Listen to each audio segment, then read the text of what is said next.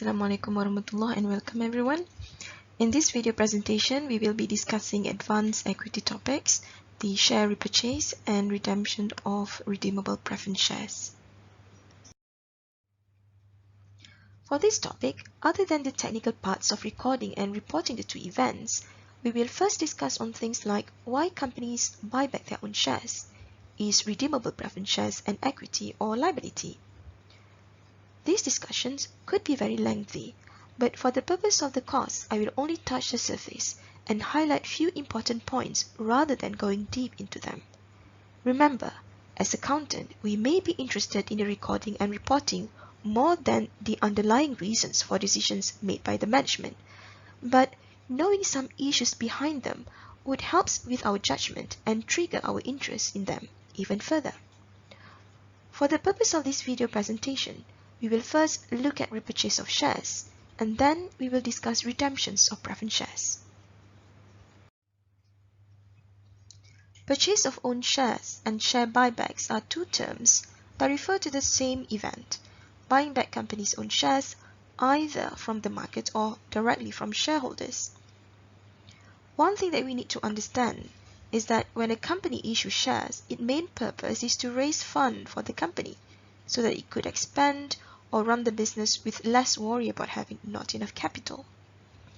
Basically, when the shares subscribed, company will get cash and the shareholders will get future income in terms of dividends. So when a company buys back its shares, it will return the cash to shareholders at the current market price. So this may raise the questions of, does the company no longer need the cash? Are they doing very well now that they return the cash to shareholders? And when we talk about buying back shares, it is about cash flowing out of the company, and the amount is usually not small. So does the company really can afford the outflow of cash? Are they really that stable? This brings us to the questions of why does company buy back its shares? What is the company hoping to achieve by buying back its shares? And the issue is not just about cash flowing out of the company, but it goes further to affect other matters as well. As mentioned earlier, the discussion on why companies do buybacks can be lengthy. We do not just talk about why they do it, but also the effect of that. And if it is good for the company, will it also be good for others like shareholders and stakeholders? Let us first look at why companies do buybacks, and for this I'm only going to share a few. When there is buybacks, immediate effect will be the outstanding shares of the company in the market will be reduced by the number of shares bought back by the company, and company will have less cash. For shareholders, they will now have less than number of shares or none at all, and all of a sudden will get a bulk of cash. Due to reduced number of shares available in the market, company can expect an increase in the price of its shares. Basically, the supply of its shares is now reduced. Thus, by the simple demand and supply theory, we know that reducing supply without any change in demand will increase the price. Perhaps this is what the company wants, to increase its share price in the market. Why do they want that, you may ask?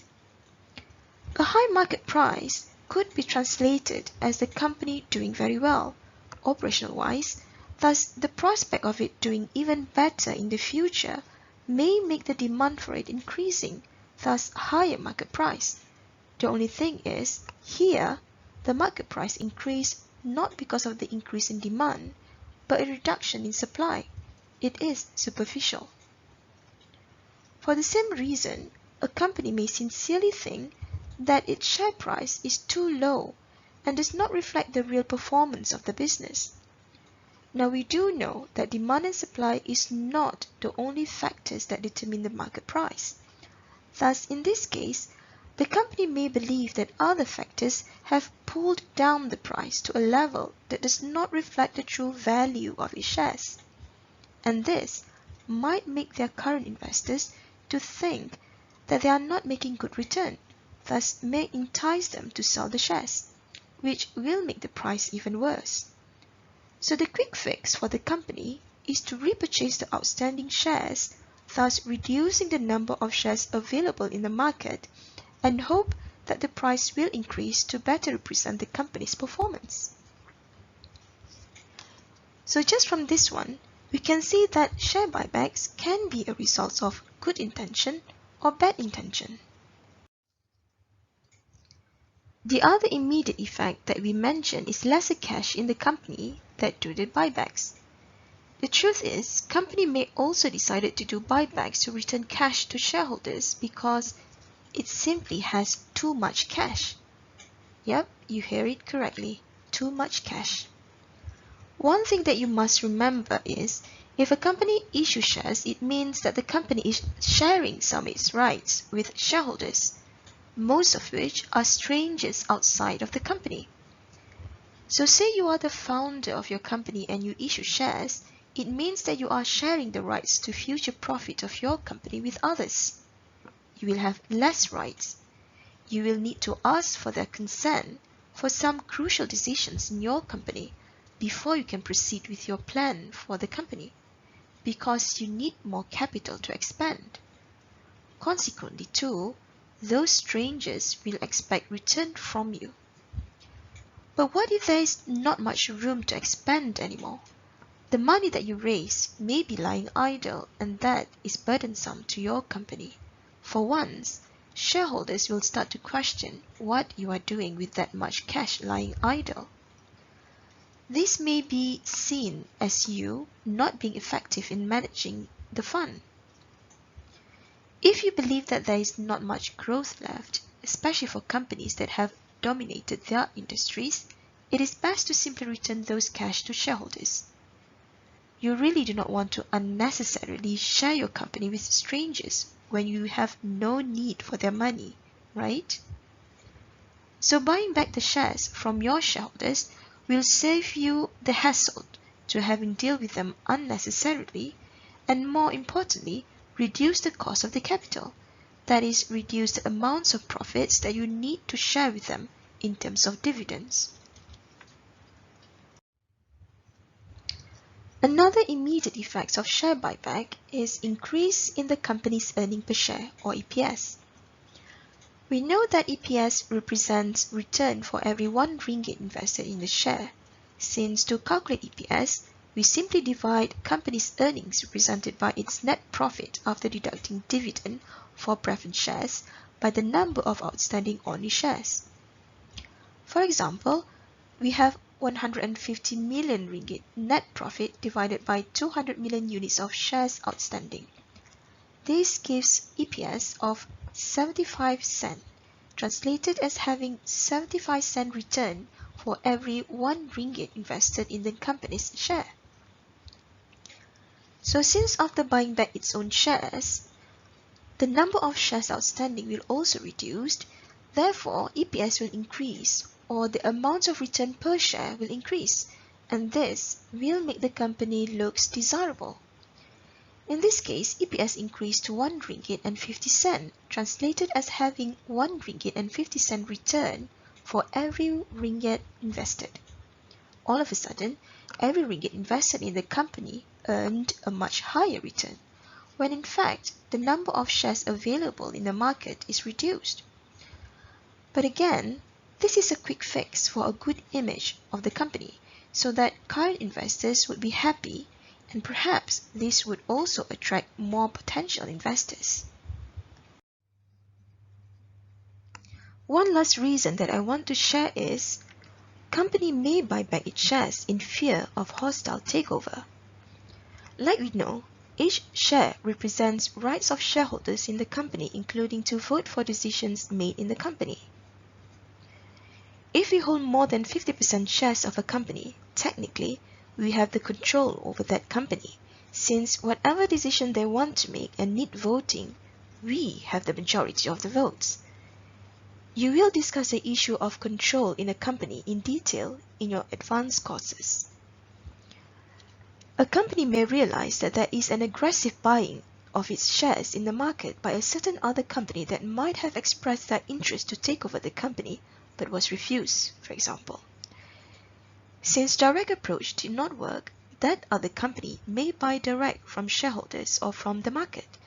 So if the company did not do anything, depending on the amounts of shares owned by the public, the company may be taken over by force. Consequently, to prevent this from happening, the company must make a quick decision to buy back its shares from the public, that is, if it has enough cash to do so. From these reasons, you can see why share buybacks can be a major decision made by a company with good intention, and may also be a decision made by the company to trick the market participants. If in the future you own shares and the company proposes a buyback, you might want to really understand its intention before agreeing. Just to share with you a related issue, we all know that due to the pandemic, countries all over the world are facing economic slowdown, our country included. It is understandable that companies are calling for assistance from governments to help them keep afloat. Otherwise, they might need to liquidate, and this would worsen the economy since more people will be left without jobs. To avoid this, in the US, in March, the Congress planned lending to help companies, including publicly traded companies. The move, however, was criticized since they concerned that the money received will be used for share buybacks instead. Companies who have that intention may suggest that the money received by shareholders will be circulated in the economy when they invest it elsewhere, thus other companies will benefit. They also indicated that the money will be circulated in the economy by shareholders spending it for their daily needs. Well, technically this can happen. However, others are more cynical. They are concerned that those money would be used by publicly traded companies to do share buybacks to increase the market price of their shares that has been hit hard due to the economic slowdown. This definitely would not fit the very reason why the assistance was put in place. This move will not benefit anyone but the corporate executive, because these are the people who normally own most of the shares. The money could be used instead for more important avenues like investments, create new jobs, building more factories, and innovation.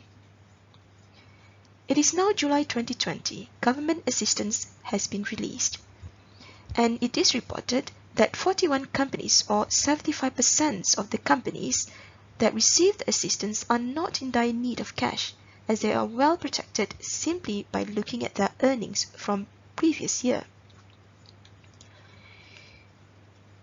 Some are even reported to have enough to last few months even with zero revenue. So what do you think they will be doing with those extra cash in hand? Will they be doing share buybacks as feared by analysts earlier in March and April? You may check the news and other economic sites if you wish to investigate further. Also, for your information, it was, however, reported that 1/3 of companies in Standard & Poor's 500 index suspended their share buybacks programs in reaction to the pandemic, and Goldman Sachs expects decline in share buybacks by 50% in 2020. I leave it at that.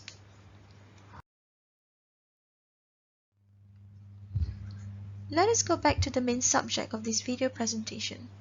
As for the accounting treatment for share buybacks, there is no specific standard that is dedicated for it, but we do have few sources that could guide us. We have the Companies Act 2016, specifically Part 3, Division 1, Subdivision 4 and 5. We have a couple paragraphs from MFRS 132 on the way we present the results of the buybacks, and we also have the MFRS Application and Implementation Guide, MAIG number 1, on accounting treatment for cancellations of treasury shares under the Companies Act 2016, which was published just recently in 2019. Before we jump into treatment of share buybacks, let us first look at capital reduction. As we mentioned before, when we issue shares, that means we increase capital. And if we were to buy back our shares from the market, wouldn't that mean decrease or reduction in capital? Technically, accounting-wise, it should look like that, right? Now you must know that reducing capital of a company is not a minor day-to-day event. To reduce capital, based on Section 115 of the Companies Act 2016, otherwise stated in your company's constitution, you must get either a special resolution from your shareholders and confirmed by the court order, or a special resolution from your shareholders supported by solvency statement by directors. This is because reducing capital may mean that the company is trying to cancel part of its capital that is not presented by its assets due to accumulated losses. That means your company is having problems. Thus, reducing capital is not something that you can do simply, and such proposal must be consented by the shareholders. They need to know what happened. The resolution for capital reduction, Section 116, is actually relevant to restructuring plan or corporate rescue and company liquidation, thus not relevant for the topic in hand. You will discuss this in your last financial accounting and reporting course in Year 4, so let us just skip this for now.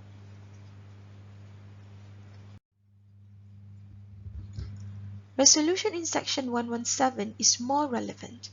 Now, after you gain the consent of shareholders, you must inform the Director General of the Inland Revenue Board, and you must make sure that you meet the solvency requirement in Section 117(3). Under Section 117(3), all directors must make the solvency statement where in the statement they formed the opinion that the company will remain solvent, that is able to meet the obligations of the company based on the inquiry made by the directors about the company's current condition and position in the future after the capital reduction. In doing the solvency test, not only that they need to take into account all liabilities, but also contingent liabilities, those outside the current financial statements and may occur only in the future. Now, specific to repurchase of shares or share buybacks, this activity must be authorized by the company's constitution, plus the company, after the repurchase, must remain solvent. The purchase or buyback must be done through Bursa Malaysia, and it must be done with good intention, either for the company or the shareholders. After we buy back our own shares, what can we do with the shares? We are given 3 options. We can either cancel the share or keep them in a company as treasury shares, or cancel part of it and keep the rest as treasury shares. Now, treasury shares is the term used to represent shares that are bought back by companies from their shareholders. We will discuss on what we can do with them later. For now, let us focus on doing the buybacks. Section 127(13), 14 and 15 further guides on the repurchase of shares. Section 127(13) states that if directors of company decided to cancel the share when bought back, the cost must be reflected in the profits otherwise available for distributions as dividend. Now we know that profits that are otherwise available for distributions as dividend is retained earnings reserve. Thus, this section requested that there must be a reduction in retained earnings to reflect the amounts of shares cancelled when bought back. Section 127(14) states, again, if directors decided to cancel the shares when bought back, the issued capital of the company must be reduced by the amounts of shares cancelled. So from here, we might be thinking, debit share capital account maybe? However, in Section 127(15), it says that the cancellation of shares made when bought back must not be considered as reduction in share capital.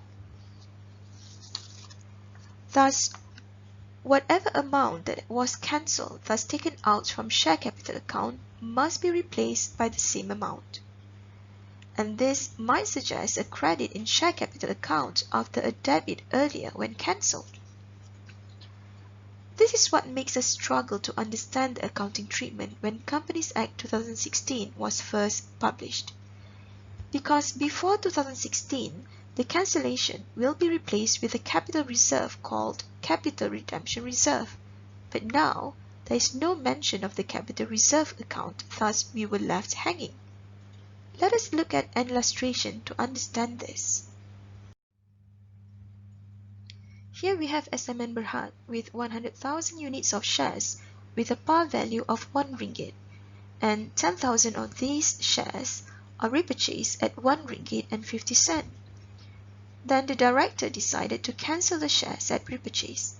So before the Companies Act 2016, shares will always be recorded in share capital at its par value or the nominal value of shares. If the shares were issued at price higher than the par value, we will have additional account called share premium, since we issue at a premium.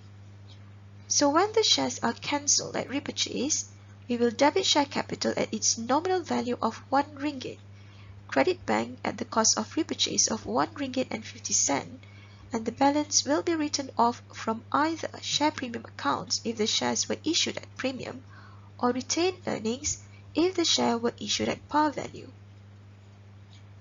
And for the replacements of the cancelled shares, we will transfer the same amounts of share cancelled to a new capital reserve account called capital redemption reserve.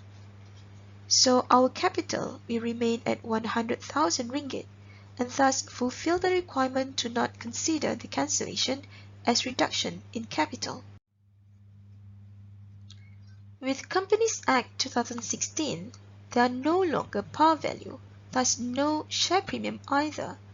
Therefore, all amounts received from issuance of shares at whatever issue price will be transferred to share capital account. So if directors decided to repurchase the shares and cancel, the treatment by section will be somewhat like this. We debit retained earnings with the amount of shares cancelled as required by section 127(13) and credit bank when we made the repurchase. We debit share capital to reflect the cancellations of shares as required by section 127(14) and reverse it by crediting share capital, since the cancellation shall not be taken as capital reduction, and thus no reduction in capital should result, as required by section 127(15). The section does not suggest any capital reserve, thus practitioners at one point were puzzled. Plus, that sure looked weird, right? So in practice, assuming that the issue price was 1 ringgit, we shall credit bank to record the payment made to shareholders, debit share capital with the amount cancelled and the balance taken out from retained earnings. And to replace the capital cancelled, as it shall not represent capital reduction, we debit retained earnings with the amount cancelled and transfer that to share capital, thus preserve the initial amounts of capital. Consequently, what happened is the number of shares outstanding is reduced, but the value per unit has increased, since the amount of capital will remain the same as before repurchase. In this, shareholders will lose in terms of future dividends, but they gain in terms of per unit value of their shares. Regardless, we still end up reducing our retained earnings by 15,000 ringgit in this example, but the journal entries are more logical. And if capital reduction was allowed, if the company's intention in doing the repurchase is to reduce capital, then there is no need to do the second set of journal entry, as there is no need to replace the cancelled shares. If the directors decided to keep the shares when repurchased rather than cancel, in terms of journal entries, there is no difference between the old Act and the new Act. We debit treasury shares with the cost of repurchase at 1 ringgit and 50 cent per share and credit bank with the same amount. Note that we do not debit share capital. Why? Because share capital at this point is not cancelled, thus there should not be any reduction in the share capital account. We do not touch the share capital account at all. Also, this treasury shares is still shares, thus it will be part of equity, but note that it is on the debit side, thus it will be reducing the total amount of equity when presented in the financial statements. So what can we do with these treasury shares? Section 1277 states that these shares can be used for payments of dividends instead of by cash, resell the shares to public, transfer the shares to ESOS, the employee's share option scheme, use it as part of payments in business combination, or we can simply cancel it. Since the treasury shares are now in the possessions of the issuer, it shall not bear any rights as per issued shares. As for the cancellations of treasury shares, it will be the same with cancellation at repurchase. In addition to the guideline given by the Companies Act 2016, MFRS 132 also gives a couple of guides specifically on treasury shares. Paragraph 33 states that the treasury shares shall be presented as a deduction from equity, as we already decided earlier, since treasury shares has a debit balance. And no gain or loss shall be recognized in profit or loss in relation to these shares. Thus, this requires us to create a reserve. We shall illustrate this in a bit. Paragraph 34 guides on the presentations where it says that treasury shares should be disclosed separately from share capital on the face of the statement of financial positions or in notes. So we can either show a net amount of shares and disclose separately in notes, or disclose separately in the financial statement itself. So from previous illustration, we could come up with this extract from the statement of financial positions of SM and Berhad before and after the repurchase. For cancellations of shares at repurchase, we have the share capital remains at 100,000 ringgit since we have replaced the cancelled shares with a transfer from retained earnings. But the number of shares reduced by 10,000 units since those shares had been cancelled.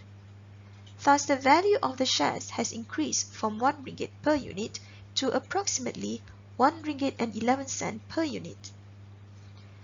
The retained earnings reduced in total by 15,000 ringgit, 5,000 from the cost of repurchase of the shares, and 10,000 from the transfer to share capital account to replace the cancelled shares. And thus we have a net total equity of 135,000 ringgit. And if we decided to keep all shares as treasury shares, we will have share capital untouched at 100,000 ringgit with 100,000 units remaining. Similarly, retained earnings also untouched since the cost of repurchase will be transferred to a new capital account, which is treasury shares account. However, this account will be presented as a deduction to the equity. Thus, the net equity will still be the same as earlier case of cancellations of shares repurchased at 135,000. But this time, the outstanding shares remains at 100,000 units. Let us continue from previous illustration. Say that with the treasury shares, the company decided to do two alternatives. Scenario A, where all the treasury shares are sold at 1 ringgit 20 cent per share, and in scenario B, all treasury shares are sold at 1 ringgit and 90 cent. For scenario A, the journal would be as follows. Credit treasury shares account to eliminate the account since we already sold all of the shares. Debit bank with the proceed from the resale of the treasury shares at 1 ringgit and 20 cent. So here we can see that the cost of buying back the shares is higher than the price that the shares is sold for. Therefore, in a way, there is a loss of 30 cent for every share. Since MFRS 132 do not allow recognitions of either gain or loss on the resale in profit or loss, thus we need to create a new reserve. So we debit the treasury share transaction reserve with the difference, that is the loss. For scenario B, the journal is as follows. Credit the treasury shares account to eliminate the shares at the cost to repurchase the shares. debit bank with the proceeds from the resale of the treasury shares at 1 ringgit and 90 cent. So here we can see that the cost of buying back the shares is lower than the price that the shares is sold for. Therefore, in a way, there is a gain of 40 cents for every share. Since MFRS 132 do not allow recognitions of either gain or loss on the resale in profit or loss, thus we need to create a new reserve. So this time we credit the treasury shares transaction reserve with the difference, that is the gain. So here we have the extract from the statement of financial position showing the equity components before and after resale of the treasury shares. For resale price lower than the cost, which is at 1 ringgit and 20 cent, there is a loss recognized in the treasury share transaction reserve of 3,000. Thus the total equity is at 147,000 ringgit with 100,000 units of shares outstanding. For resale price higher than the cost, which is 1 ringgit and 90 cent, there is a gain recognized in the treasury share transaction reserve of 4,000. Thus the total equity is at 154,000 ringgit with 100,000 units of shares outstanding. Note that treasury shares account has zero balance after. For the last illustration, the directors decided to partly cancel and partly keep the treasury shares. In this case, we repurchase 10,000 and 5,000 of it will be cancelled while the rest will be resold at 1 ringgit and 20 cent. Thus the journal entries will be as follows. For the resale of 5,000 treasury shares, we debit bank to recognize the receipt of cash, credit treasury shares to eliminate half of the shares, and debit treasury shares transaction reserve with a balancing figure which is a loss of 1,500 ringgit. As for the cancelled shares, we debit share capital to recognize the cancellations of the shares, credit treasury shares to eliminate the balance of the shares, and debit retained earnings with a balancing figure. And since the cancellation cannot be considered as reduction in capital as per Companies Act 2016, the amount reduced in the share capital account must be replaced. Thus, we debit retained earnings and credit share capital account. The extract of the statement of financial positions on equity will show a loss of 1,500 ringgit from the reselling of part of the treasury shares, retained earnings reduced by a total of 7,500 ringgit from the cancellations of part of the treasury shares, zero balance in treasury shares account, and the net equity having a balance of 147,000 ringgit with 95,000 units of shares outstanding.